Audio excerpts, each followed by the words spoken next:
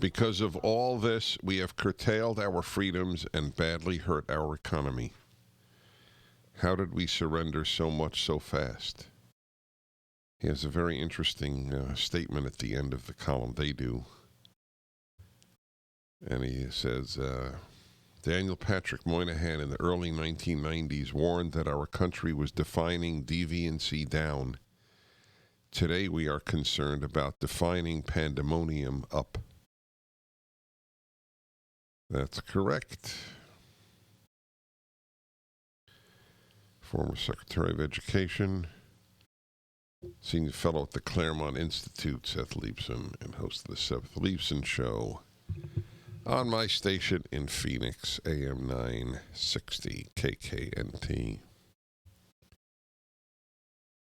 My God, I tell you, I'm talking to my relatives and my heart breaks. I have a terrific relative who's a dentist, known for his superb work. He has a great, stellar reputation. And no income. No income March, no income April. What about the people who work for him? And the people who work for him. I told you I have an aunt in her 90s who's living alone in Florida. I just can't stop thinking about her. The woman who took care of her every day, her companion, is with her family. I mean, I don't know if any of you have ever been alone for a day, right? Who's been alone for a day? And there are people alone now. It'll be 8 weeks. The notion of everybody wearing a mask is being entertained. That has a terrible social price when you can't see people's faces. It's like the only thing that we weigh is the potential health benefit, which in the case of masks in any event are dubious.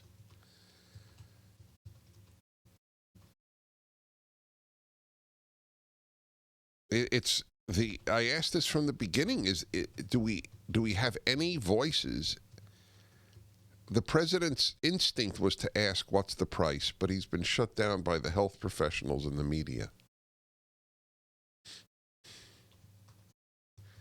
Even Thomas Friedman, big liberal at the New York Times, one of the only ones, by the way. And he, why aren't we isolating the vulnerable? Ideally, that's not possible, but ideally everybody would be tested, not only for whether they have it, but whether they had it.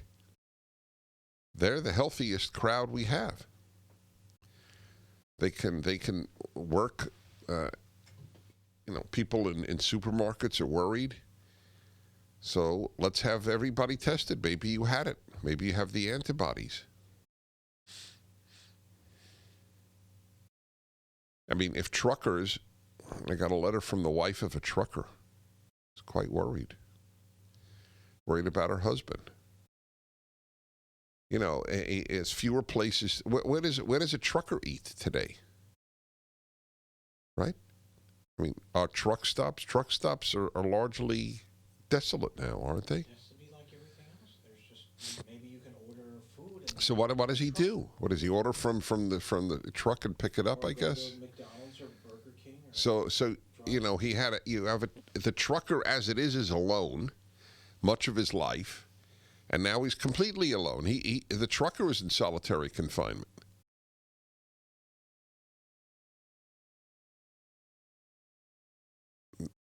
There are many considerations in life. It's such a good example. The left has always said, we see nuances. The right is simplistic. It's a complete projection. They don't see nuances.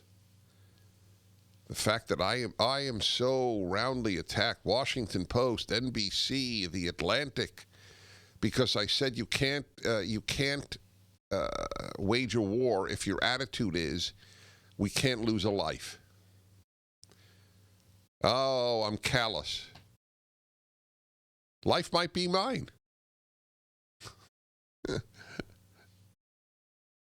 They even mocked older conservatives for saying, look, we're in the vulnerable category, but we don't think America should be shut down. We're more likely to die than others, and still we don't think that because we actually care about the society. You can't have a society and make policy if one person might die as a result. That's why I always give the speed limit example. All right, everybody, we continue.